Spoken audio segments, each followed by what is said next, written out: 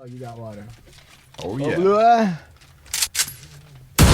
Yeah, this is good. It's good. I love this intro. Good intro. I love a good guest. That's true, too.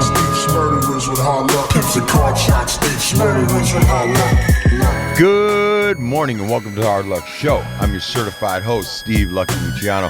Hey, if you like the Hard Luck Show, then hit the like. And you need to subscribe. Hit the subscribe button. Mondays and Thursdays, you can find us at www.hardluckshow.com, and you can listen to us there, or you can go to YouTube and watch us, all right? Mondays and Thursdays. My co-host and partner Is Chumahan Bo, an American Indian, Southern Californian, elegant barbarian, and here with a fantastic guest once again. Again. Well paid. Again. And old Blue Eyes himself. Sean Lewis, certified audio professional engineer for the Hard Luck Show. Master of suspense. Highest paid producer in Los Angeles. They call him Big Money Sean. And we got King Salmon and Big Pick Mike backing up visuals, sound, media. Right, anything. Guest green room, regress retrieval, right? Refill the peanuts. Fluffing. Yep. Right, yeah. Moving lights. Moving lights around, knocking lights over, bringing food, Eating food. We have a guest on, a reoccurring guest. This gentleman's been on before. He has a amazing story. This guy has come so far. He's been through so much and has really come out the other side of him, is really doing some good work, man. Let's introduce Anthony back to the show. Anthony, what's up, man? Thank you very much. That's great being here. I don't know if you were on YouTube yet.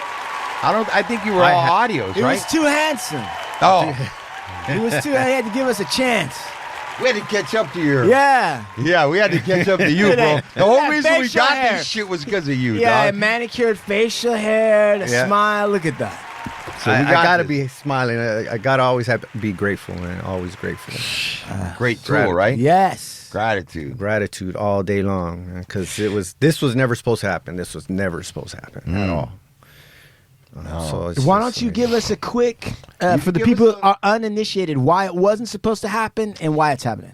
Yeah, man. I mean, And what's listen, happening? this gentleman, my son works at a place, and this gentleman had met my son, and he had some experiences. He'd gone away for a while, and that's how we met. And yeah, absolutely, Anthony.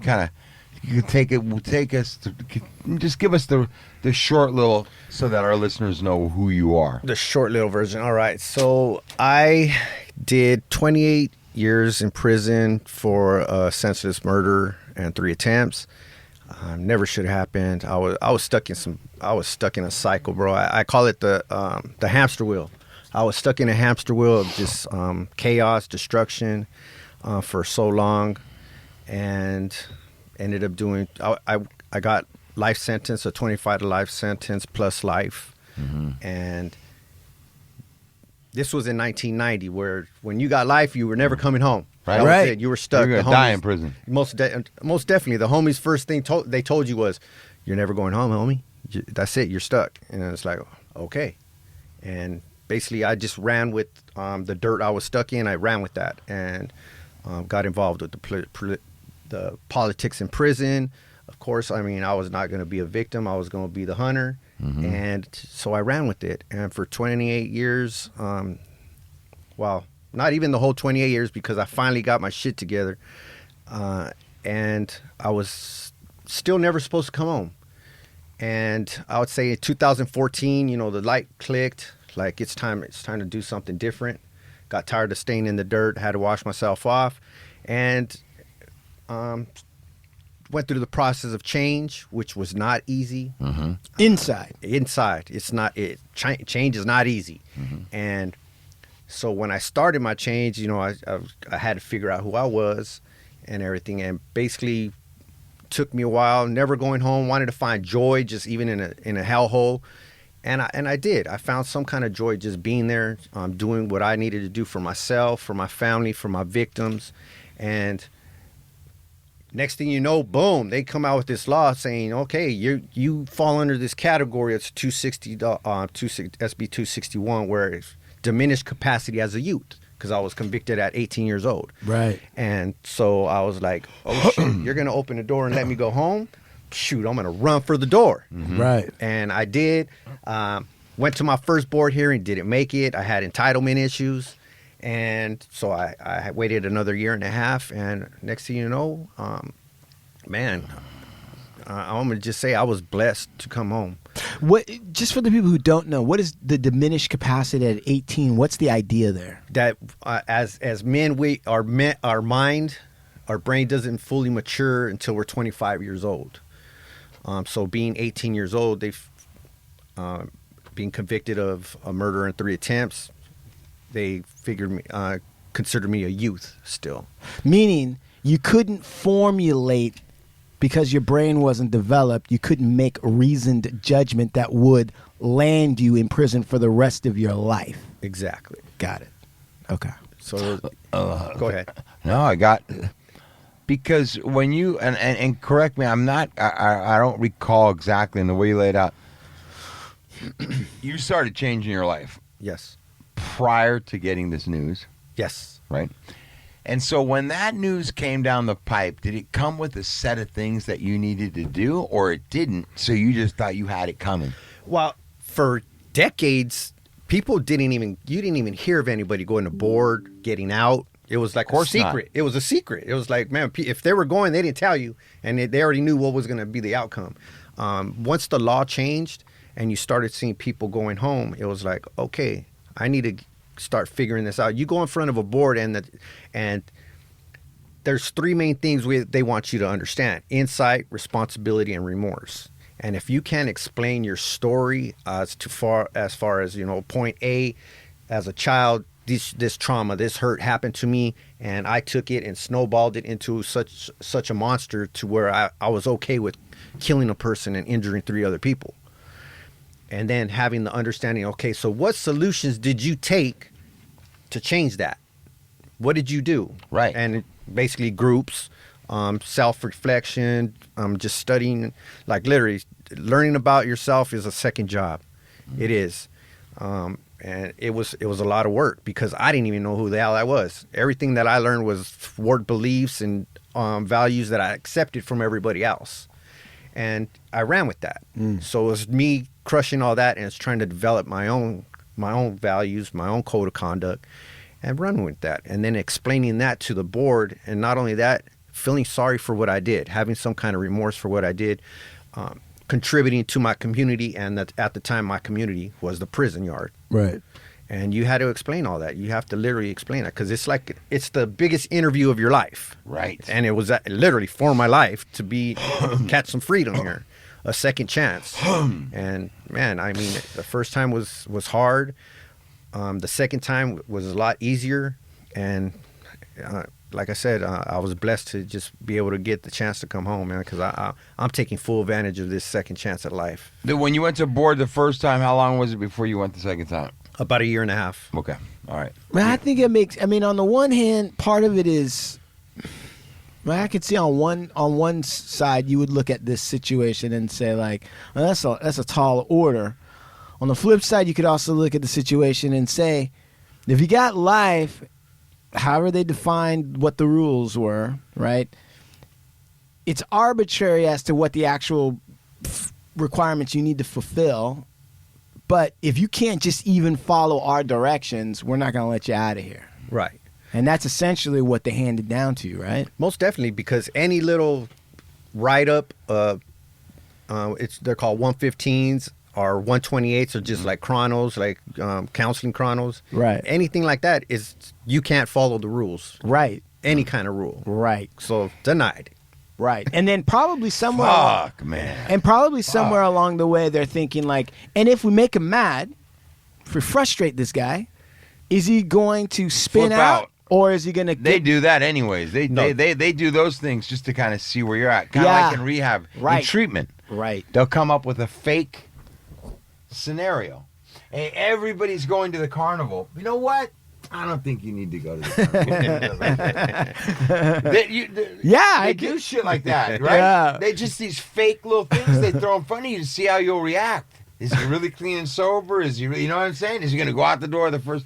But they do stuff like that. No, they right? actually do, because before you go to board, you have to go to a psych hearing. Right. And the psych is there to do the whole poking the bear kind of thing. It's like, let's see if I could trigger this fool to do something stupid. Right. Or say something stupid. Right. And that's the first test. And then when you go into the board, it's a whole different, because when you get in there, they make you feel comfortable. Hey, how is your day? You know, yada, yada, yada. And then as soon as we're going to start recording. And then next thing you know, it's like, so why are we here? And it's like, all of a sudden, it's like on the hard luck shot. Hey, all the cameras go. All on him. How are you using that word? What do you mean by that? Yeah, and it's that's all it is. It's just test. Boom. When you say, I mean, and listen, dude. I mean, like you said, you 25 to life with a life. Yes. When you hear that coming down, especially like you said in the 90s, Yeah. You ain't, man. It's a wrap, you know? They start throwing the extra life on there. That's to make sure that you serve the life, you know? Check this out. Oh, sorry. Go ahead. Oh, sorry. No, I was going to say, just as you were saying that about the 90s, when I was in law school, there was a professor, Professor Naomi Goodnow. She wrote an article that I had to study that was all about the 3 strikes law actually works. That was her position. And she wrote a 40-page document citing cases and all this other stuff that you do 3 strikes, crime goes down, it works. And being tough on crime. So that's the era you're talking about when you're saying, like, they gave you the life. It wasn't like, and, you know, no one's looking, but don't worry. In about 20 years, we'll loosen everything up. And you'll be fine. Right. There was none of that. Oh, no. None. No, because even when so I got busted in 90 in October. Yeah. And I ain't gonna lie, I went through San Bernardino County, and it was a bunch of us youngsters, all 18, 19 years old, just busted, and they were just stretching us out. Everybody that went, life. Right. And I was like, damn. That's all it was. They were just cracking everyone. And then the 3 strikes came out. Came in. And then 3 strikes, and they were like, yeah. So you'd get struck out for a nickel a rock, or you would try and take a deal, which would really fuck you up. Motherfuckers would take a deal for 18 to avoid the life sentence. And I'm talking about a nickel or a piece of heroin, tiny. They're like, I don't want to get struck out. And then you have well-paid academics who don't set foot in that zone writing articles saying, you know, it's working, it's a good thing, and governors and people reading that. Yeah. Think about that. She'd never been in your situation. She didn't know. She didn't care. Well, you hear about the story. That's all it was. You hear about the stories of even before, even before the 90s, in the 80s, when was it Gray Davis or who was in there, and they had the 5 to lives, 7 to life. Yeah. But you had dudes that were down 35. They're still in there now. Man. You know, like there was crazy. But I said all that to say, bro, when you say 28 years, bro, that's a motherfucking stretch, dog. It is. That's not like, oops, I fucked up. We're hitting you with a dime or 12 or 5. You know? I mean, 5's a long fucking time. No, but you know what? And you're like, here, you're gonna really mind. I'll tell you what. I needed to do that time. You needed to do every day. I needed to do that time, because I could tell you this, and this is a cold thing that I used to tell guys, because you've seen the guys that used to do the revolving door kind of thing, and I got close to a few of them, and this one guy in particular was like, yeah, I'm getting ready to go home, big dog, you know, I'm not coming back, yada yada yada. And I'm like, all right. I go, you know what, man, I go, if you come back, I'm not fucking with you. And he was like, nah, but deal. And I'm like, okay. 6 months later, this guy rolls up on the yard. He sees me. Anthony, what's up, bro?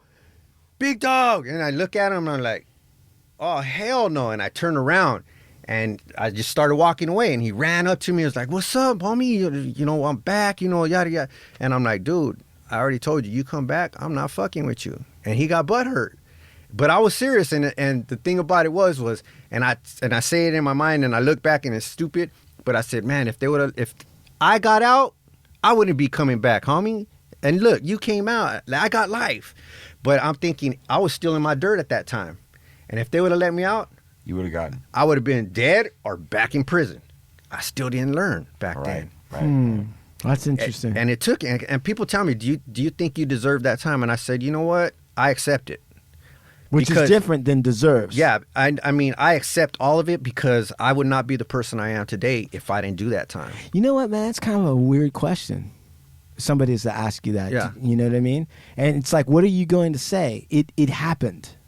Like what? Yeah. I mean, yeah. How do you answer that question? I mean, I think saying I accept it's good, but it's kind of a crazy question because it's like, how is someone going to ask you? Do you think you deserve it? I mean, I did. I mean, I did.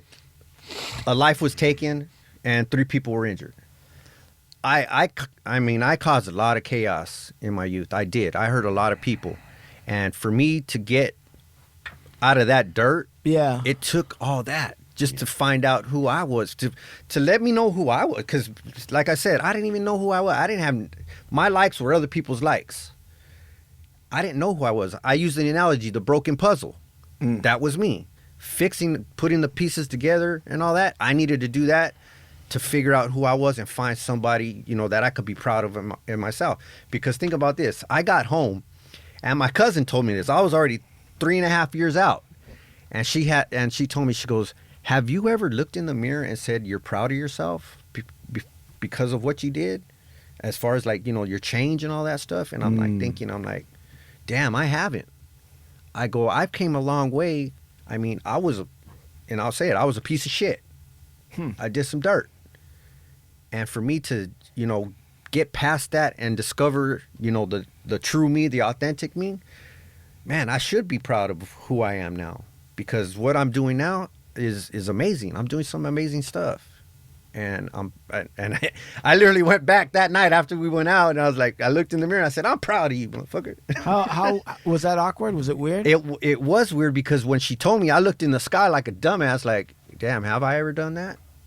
And I thought about it, and I go, you know what? I haven't told myself I'm proud of myself for just accomplishing that. Because it's hard. You, bro. Because it's hard. Yeah, yes, I get it. I get exactly what you're saying. I had a similar thing just recently. I had something very similar. What? Go ahead. I'm just going like, you did? I'm like, really? No, I had a similar thing recently as in somebody had said to me, hey, man, it's kind of crazy that, your life was over here and over there and where you're at and did all these different things. And I was kind of like, I thought about it and I was like, you know what? Most motherfuckers get caught up in the cycle. They can't get out. I wasn't taking responsibility, but for a moment I was able to see myself outside myself and say, damn, dude, like you have taken some negatives and you have turned them into positives. Not at the level, I say all that to say to you, bro. People write books and movies and stories about this type of stuff. Dude, I tell you, 99.9% of the planet will never get to experience what you've experienced on this planet. Right. No, yeah. From here to here to here, like nobody, bro. Like there's not a lot of people like you. You've had experiences that are extremely valuable. You've had to sit and go through some things that most human beings will never have to. Would never have to get their fortification tested like that, dude.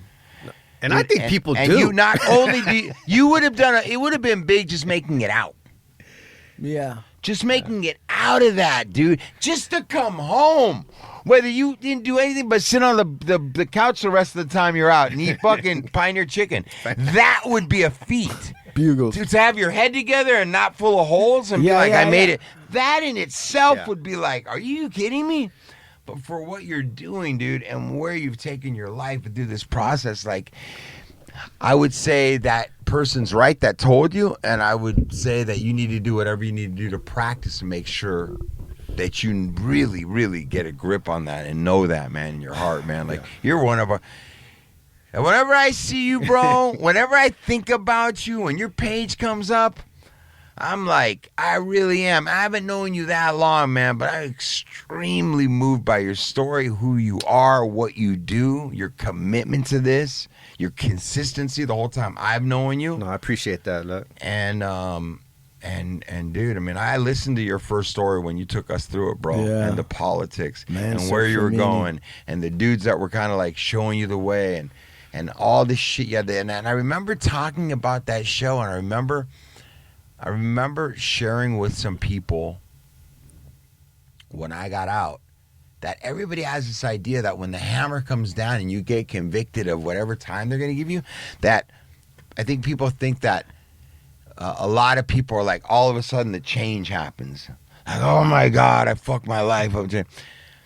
But I ran into a lot of guys in prison, man, that they had gotten busted for a couple murders, and they weren't done, man. Yeah. They were doing that in there. It didn't faze them. Right. They were on mission. I knew guys that started turning their life around after fucking being down 3-4 decades, man. 3-4 decades.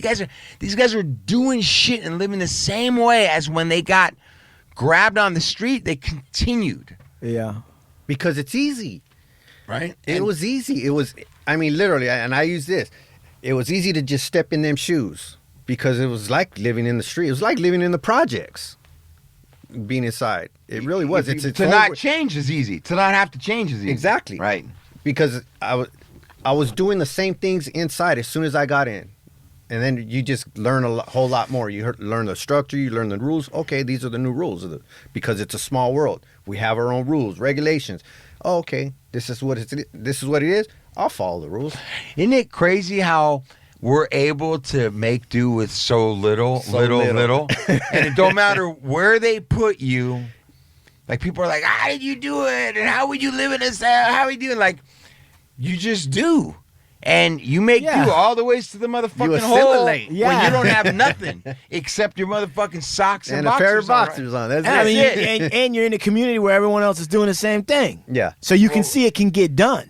Right, dog. So, but you just you now that one plate that's coming in the morning is like the biggest breakfast ever. You're excited when that motherfucker comes. The sack lunch, or you get a cookie. You're like, damn, do I want to eat half of it right now? Save it later.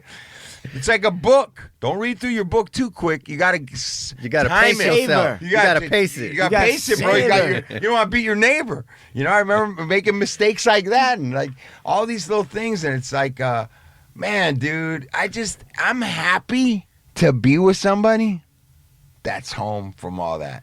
And not only home, but that, like you say, that you needed that time, dude, to find out who you were. When you start talking like that, it starts making me think that, like, I don't want to sound fucked up, but like, is this shit kind of already mapped out? Was this intended to happen for you to get to here? Was it part of a big the plan. design? Yeah. Was it by design? Like, I'm not saying that's the case, but it's like, it makes you start thinking, dude. When you say stuff like, you know, it took me that long for either it to get out of me or for me to decide to have enough courage or strength to make a different move and start finding out my likes were other people's likes. You didn't know you from anybody else when you walked in, your follower, or you know what I'm saying? Exactly.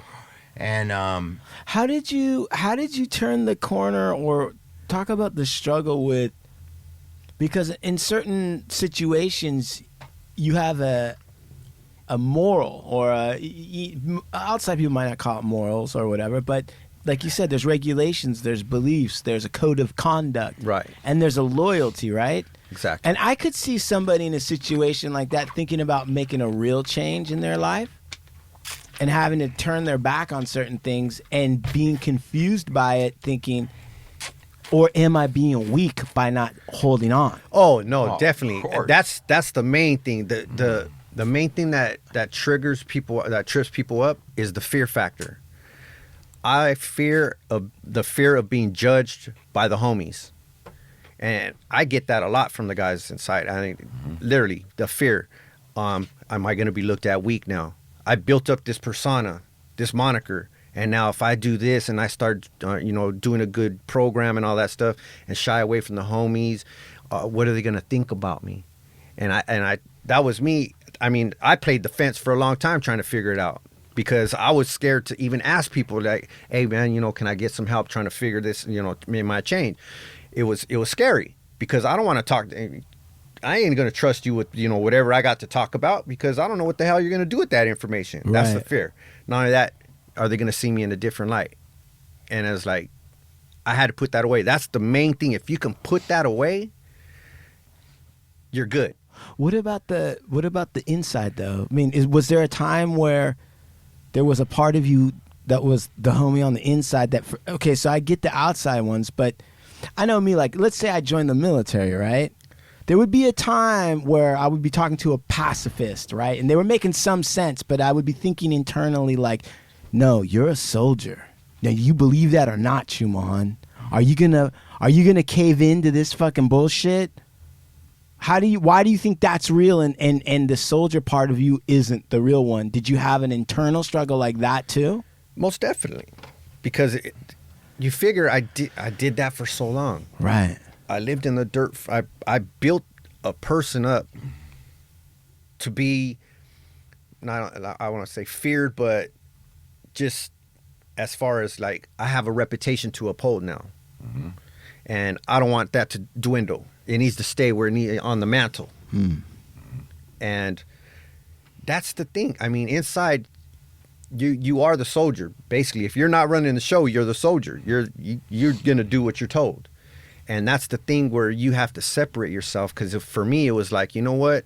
I know where I got to hang out at. But if I leave that alone, out of sight, out of mind. And not only that, you get in a lot of these youngsters that come in nowadays, and it's like, okay, fresh fish, let's teach them the rules. They want to raise their hand for everything. After a while, it's like, dude, I've already put in my work, bro. It's like, it's getting tired. This roller coaster I'm on, it's time to get off. And my thing was I did get the pushback from a lot of guys, man. Oh, you soft now, homie. You don't know. What are you doing going to the groups and shit like that? What's going on with that? And it's like, you know what? I go, you know what? I need to do this for myself, homie. I go, I got to. I go, am I disturbing you doing what I'm doing? And always in the back of my mind, and here's the thing. When I decided to, when I finally committed, I stopped playing the fence, I made a commitment to myself. I go, you know what? I'm going to do or die for this. I was doing it for my hood. Right. I was going to live or die for my hood, so why not do it for myself? Right. And you know what? And that wasn't easy, but it was like, you know what? I'm not going to sit here and watch my back, because once I started my change, I was feeling happy about things I was doing. My family started seeing a change in me, and they were happy about it. And it's like, you know what? I'm going to do this. And if they want to freaking beat me down, whatever, I'll take the beat down. I don't care. I'm not going to change who I want to be, because my thing was, you know what? I came in with this number. This is my HO1753 number. It doesn't have you on it. Your picture we ain't sitting side by side in a photo booth in that picture. This is my picture. This is my time.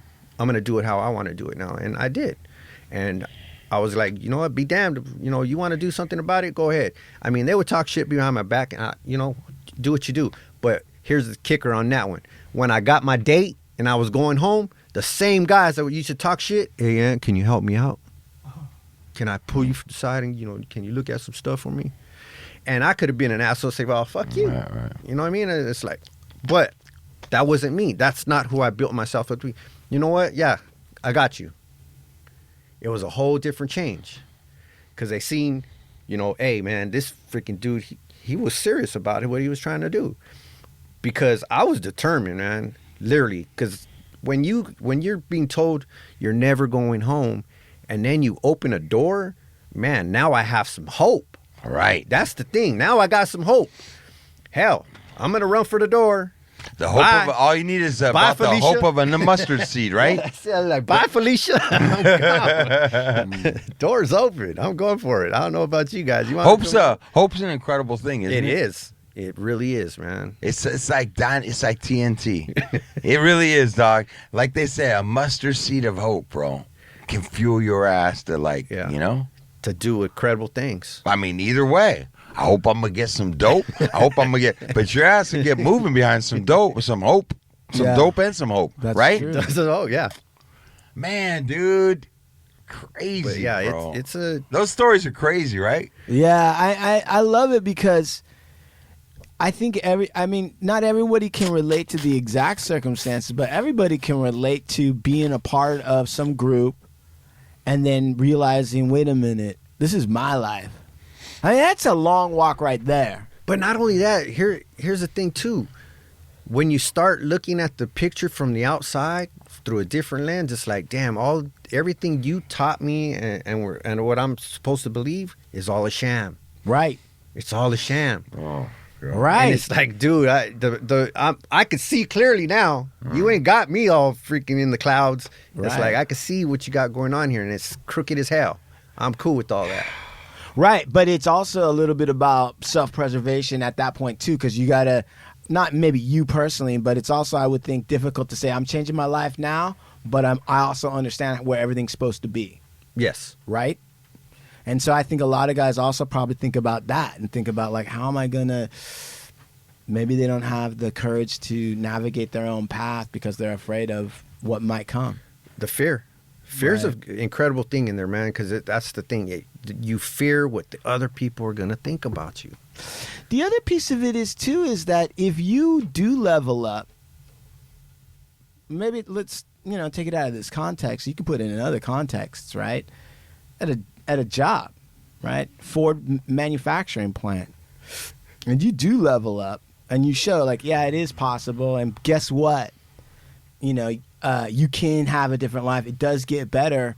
It can, if people are able to leave a system, it can start undoing all kinds of stuff. Sure, it Right. is. I mean, It really It is is. right now. It is. Right, and then you there's start. a lot going on in there, dude. There's a lot of shit going on. So Now, many like people now, so many people are coming home now that they're literally shutting prisons down. Right.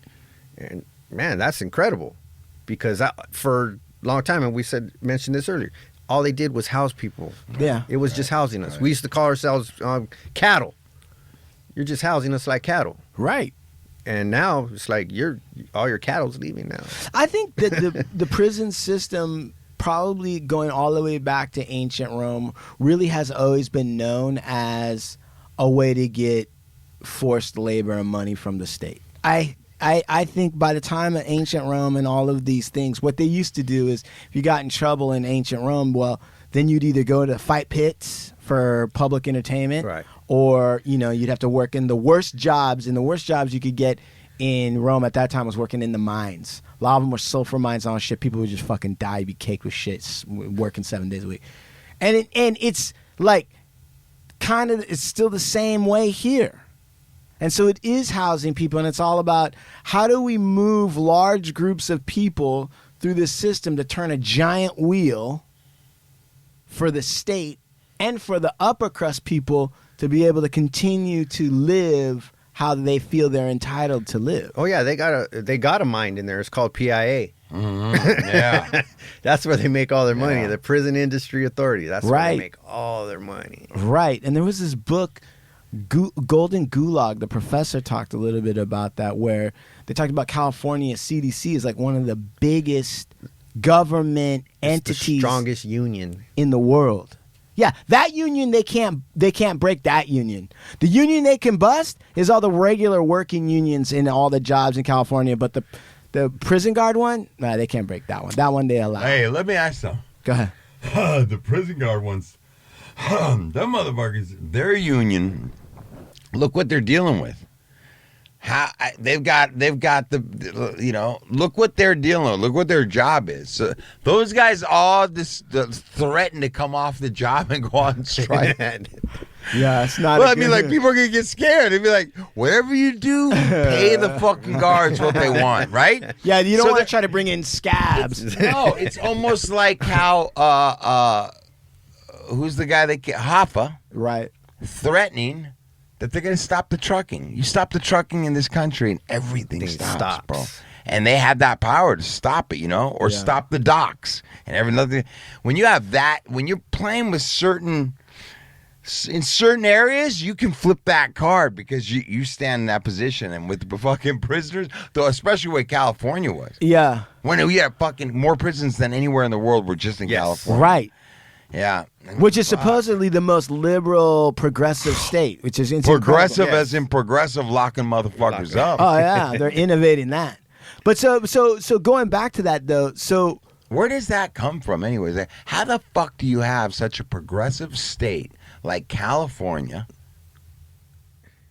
that becomes the capital of locking everybody up? Like, how does that? Because it's based on the ancient, it's based on the Roman idea that you have liberty unless you fuck up.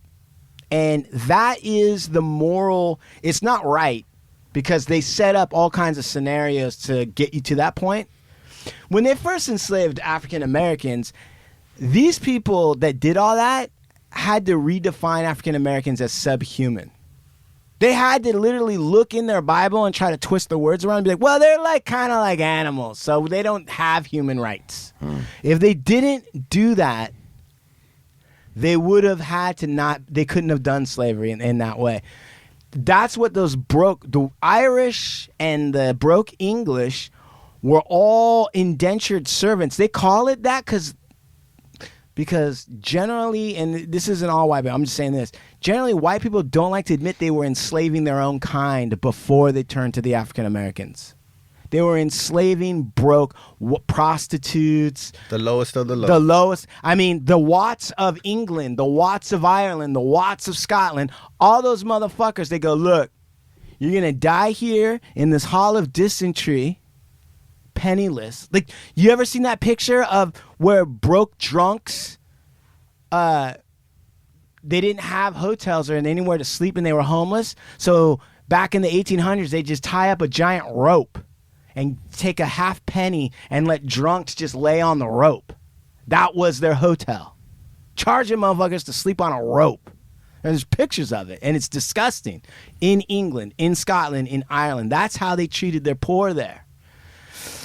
So they said, look, you can have that, or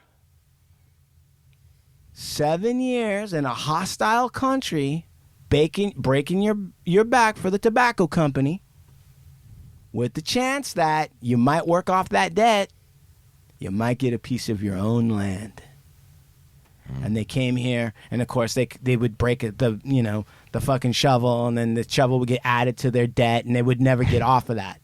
And it started to create problems, and that's when they decided to use the African American solution. And that guy came in and said, that's why race and capitalism starts to go together, because now you can say, well, that guy is not a real human. He's 80% human. So he wouldn't understand living nice, right? So that's how you start all that. And then part of it also then, once you end slavery, you go, okay, well, we can't do that anymore. So what can we do? They changed the dial over to like what they do everywhere, which is to say, well, you're morally guilty. We gave you a chance. We invested you with rights as a citizen. You had the freedom. Nobody could search you. The cops are supposed to treat you like an honorable person until they actually could prove beyond a reasonable doubt. But once you cross that line, no more fucking freedoms. Now you are a slave, and it's your fault. That was the whole setup to make California especially. And another reason why California became that is because California became a center of agriculture and manufacturing, right? All the slaves, all the descendants of slaves, and all the poor white farmers left the South because the boll weevil and all these other fucking shits destroyed the crops. California was a huge agricultural... LA, I mean, I don't have to tell you guys this. So you had all of these people who were working. Also, World War II came in. All of a sudden, there was aerospace manufacturing, and they needed that, and they sent white dudes, right, to go to fight the war in the beginning. You dropped the labor force, and so a lot of African Americans, and women too, came in and started filling these jobs. Once the war was over, you had these huge populations out of work. That was a problem. How do we house all of these people that were helping us with the war effort and the agriculture, now they're out of work and most of them are brown and black. What the fuck are we going to do? And they said, you know what? We got a place for you. 3 strikes. And that is exactly why. And they would trick all these broke-ass hick towns like where Corcoran, Tulare right. County, and so these Kings County, right? The Central Valley. Central Valley. and so these Visalia, all that shit. Dude. right. So the governor would send his task force, some moneyed up fuckface, and he'd go down to this shithole town. And agriculture was actually at a time starting to die down. It was hard to find workers that would work for such low wages. They would use prisoners to do some of that work. They would bring in that at that time they were like, immigrants from Mexico. Yeah, Come on up. they were busing people from Mexico. Braceros. And they couldn't sell no property because it all smelled like shit up there, right? And so, But they right? could buy cheap grounds for prisons. So then what they would do is they would come in and tell the town to get the town to say, yeah, you can use this land. They would tell the town, listen, you're going to see an economic revival like you've never seen before. Oh, yeah. All these jobs, all this blah, blah, blah. And then the prison guard union and all that stuff would just bring in people with seniority and stuff like that. And nobody from the town would get the job. And they would actually economically do worse than they had before. We're going to rename it the Chumahan Show. Sorry about that. Sorry about that. You'll be on the back side of it. Hey, he knows his history. Shit. Hell yeah. Yeah. Well, so anyway, that's how.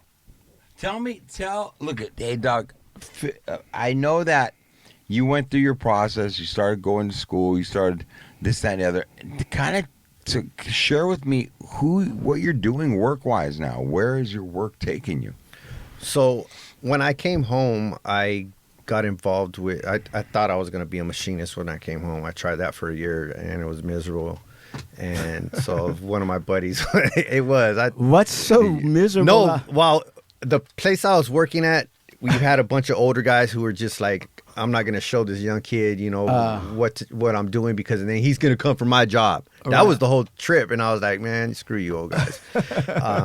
And I finally just like, you know what, I need to get out of here. And a buddy of mine who actually I was helping facilitate when I was inside, he came home and he was like, hey, man, why don't you become a case manager? It's like you're doing human service work and yada, yada, helping people. And I'm like, I'll give it a shot. So I went back to school, started learning about it. And then next thing you know, a friend of mine was like, hey, start sending me places to go get a job at.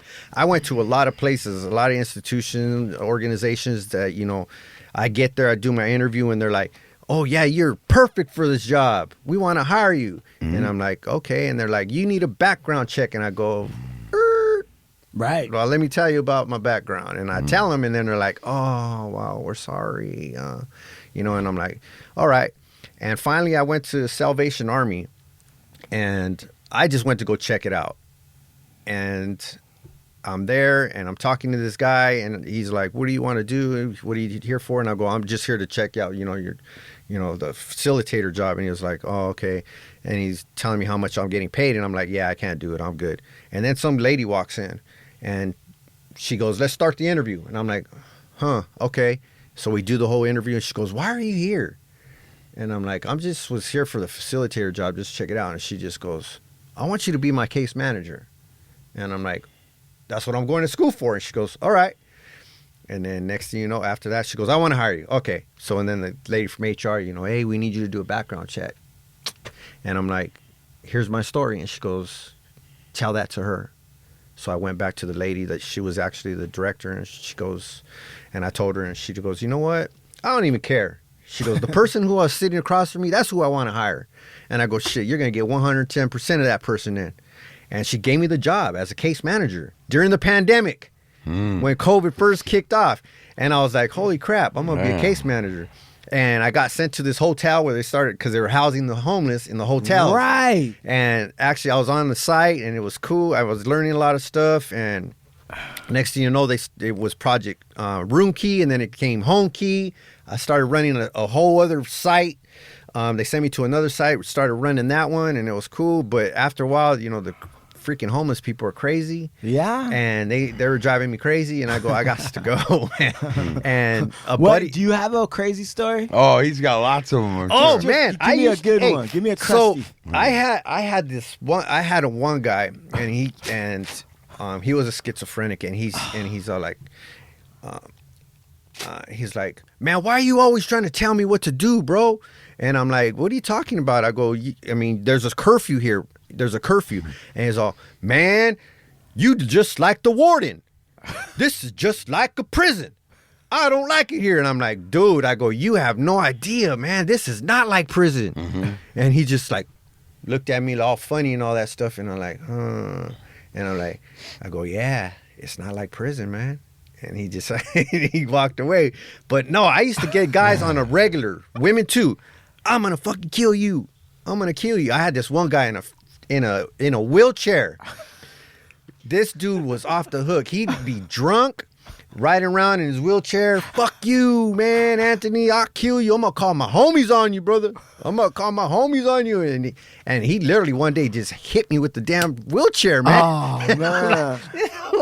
I go, you freaking really ran over me with your wheelchair, man. And I was just like, man, I used to get some crazy stuff, man.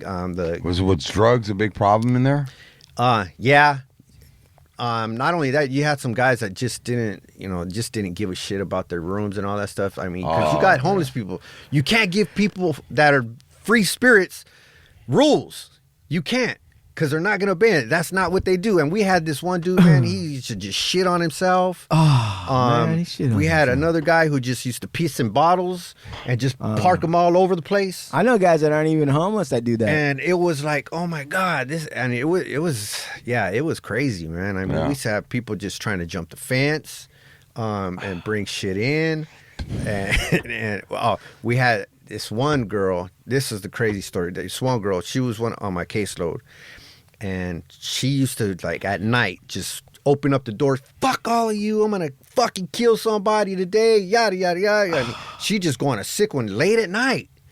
And it's like, oh, my God. And I have to tell her to calm down. And she's like, hey, man, you better not fucking touch me. I'll fucking call the cops on you. And I'm like, hey, I'm not touching you. I'm backing up. Right. Hey, I just need you to be quiet. And no, fuck you. Yada. And I was like, oh, my God. And this had happened all night. Finally kicked her out. Next thing you know, one day, I'm talking to one of the clients, and Anthony, there's a fire. And I'm like, what are you talking about? There's a fire. And she's like, there's a fire. And I step back and I look, and freaking there's a big puff of flame coming off the back end of the hotel. And I'm like, holy shit. And I'm like, oh man. So I'm like, I don't know what to do. So I run around the corner to try to see what's happening over there. And there's a freaking mattress lined up on the back wall. And I'm like, oh, this crazy, man. And I call the cops, call the fire department. They go to the wrong spot. It's still flaming up, and we have this one room where it's it's a laundry room and all that stuff. I open up the laundry room and just smoke, and I see all the fire. I got to play fireman. I was like, get me the fire extinguisher. I was like, man, this is going to be all right. I got it. Yeah. Boom. Started getting the fire extinguisher. Smoke all over. I'm like blind. Yeah, eyebrows melted off. Yeah, and I'm just like aiming all over the damn place, trying to put the fire out. The firemen finally come and all that stuff. And I was like, damn. And then one of the guys tells me, he goes, man, I know who did it. He goes, I seen her the other day carrying a mattress, and I was wondering where she was going with it. Yeah. And I'm like, oh, that crazy chick. She did that. But yeah, they were driving me crazy. I was at the point where I was like, man, I'm going to do something stupid here. Yeah. And So you got out of there? I got out of there, and a buddy was who was working for an organization called ARC, Anti-Recidivism Coalition. He was part of the Hope and Redemption team, which went into the prisons and facilitated groups. He's all, bro, they're hiring. And I go, you know what? Let me give that a shot. And I went. ARC's got a big name for itself. Yeah, they do. They got this grant to go into each and every prison inside California and do the facilitating inside the group, do the groups inside. And so I was like, okay, I'll do this. And I got the job. I've been going to Calipatria now for about a year and going in there, and I teach 3 curriculums. I teach a board prep. I do CGA, which is Criminals and Gang Members Anonymous, and I do a youth mentoring. And it's a trip, man. Because CGA? Yeah. Yeah. Is it 12 steps? It's a 12 Oh, step, yeah. but it's about criminals and gang members. It's a whole different thing. And you got a sponsor and a sponsee. All that. You work steps, all that. Holy Because you got to shit. figure, because you have gang members and criminals who aren't addicts, Right. so they can't really grasp the whole addiction thing when you give them an AA or NA. Yeah. It's like, I'm not an addict. Why in the hell am I here? Right. But if you think about it, being a criminal and a gang member, you're addicted to the lifestyle. Yeah, criminal activity. Right. You're addicted to it. And so that's... And you're that's power. where You have to went. say you're powerless over. Oh, You're yeah. powerless over it. The literature is CGA, bro. Wow. Because everything comes down to a reward system. Because if you think about it, an addict is looking for that reward. Right. I'm going to get my fix. Yeah. The gang member is looking for the praise. Right. The criminal, I got the sack. I got it. I got whatever I was stealing. I got it.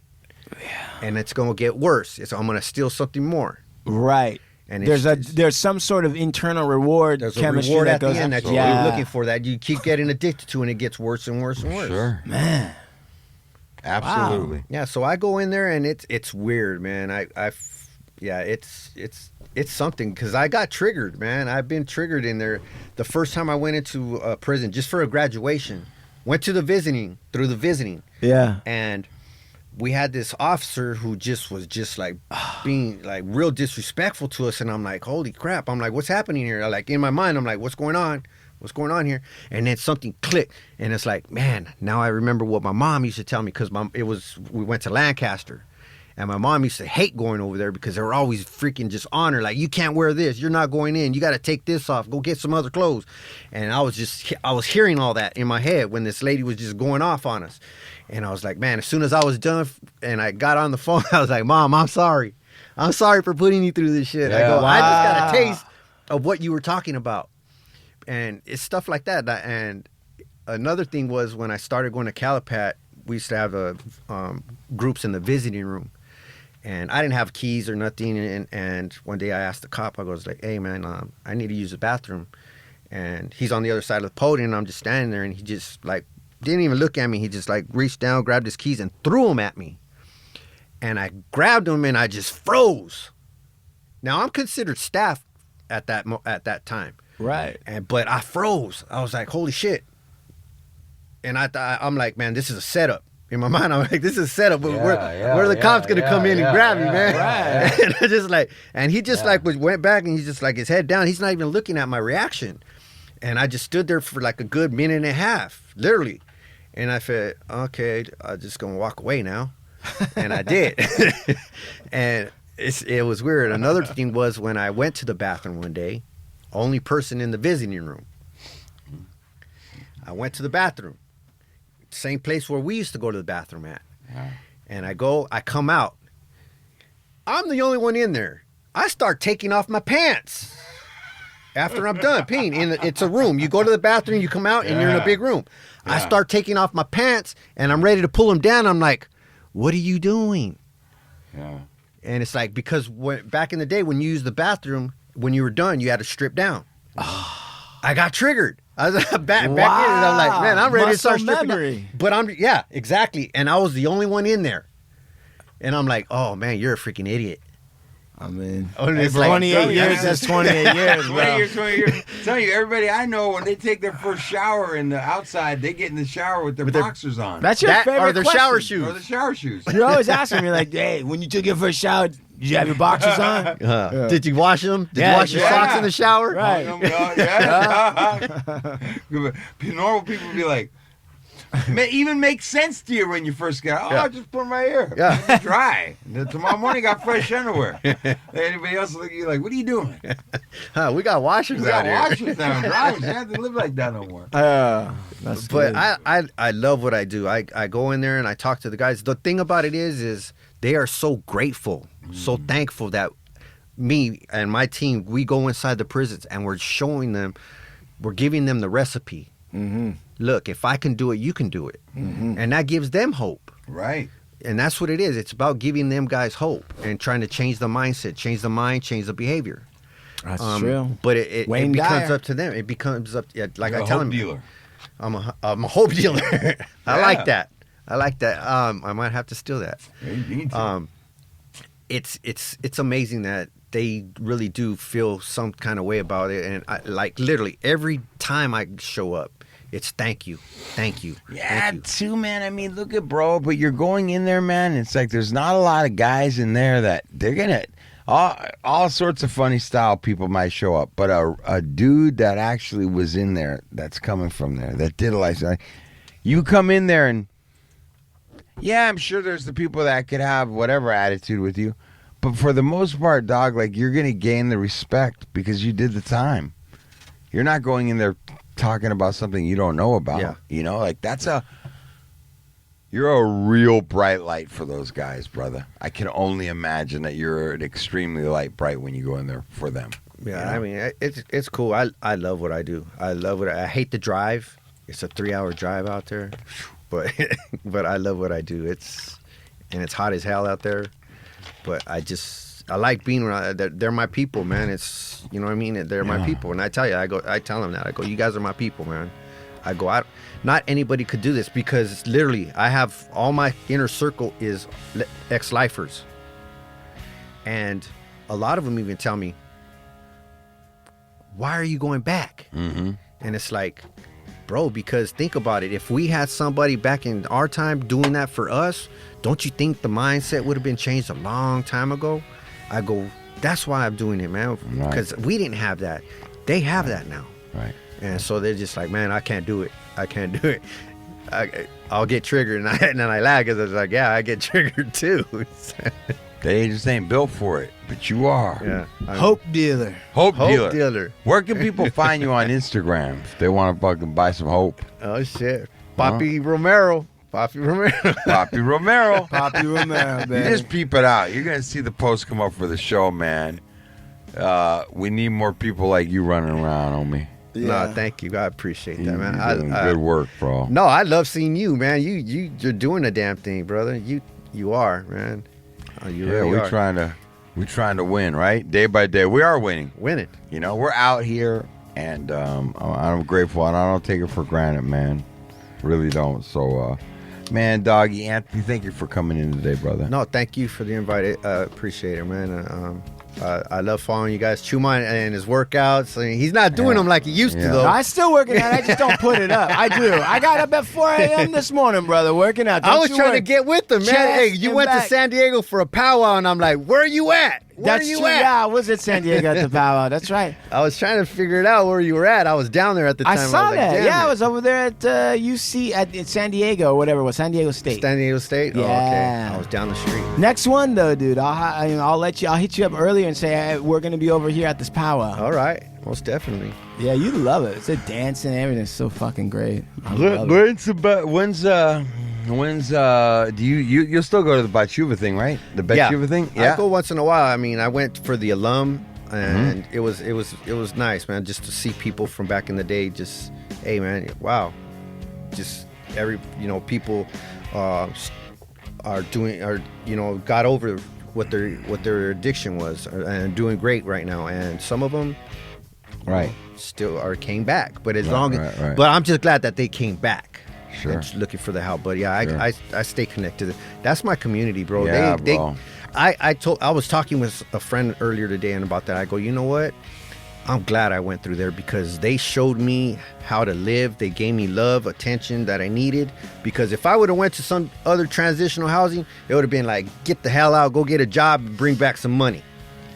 And that wasn't Beishut. That's they freaking like, here, man, let's give you some time to land and figure shit out. And we're gonna show you some experiences that you never even thought seen. And that's where I was like, hell, this is amazing. So It happened exactly how it was supposed to for you, It did. man. Well, that's what I'm talking about. That's why this guy gets to come on.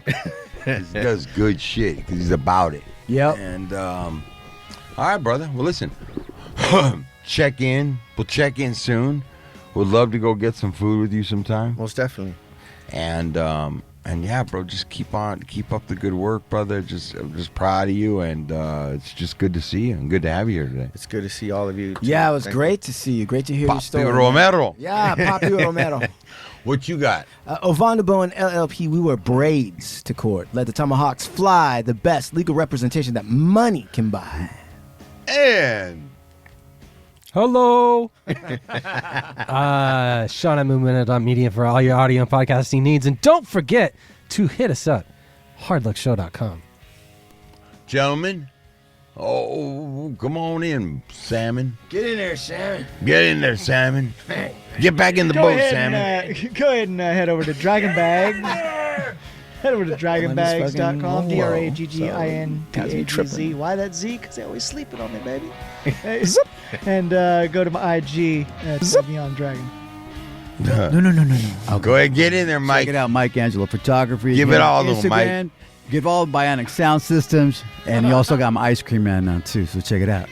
Oh damn! The ice cream man. The ice cream man, tell her. Yeah, he's going in Orange County. He's delivering ice cream to country clubs and scaring white people by saying hello. Yeah. Fuck yeah. All right, like we do about this time. Look, by the way, our sponsors, Vibes, Rolling Papers, Cookies, and Enzo's Pizzeria. Always listen to the Hard Luck Show Mondays and Thursdays. We're out of here. Peace.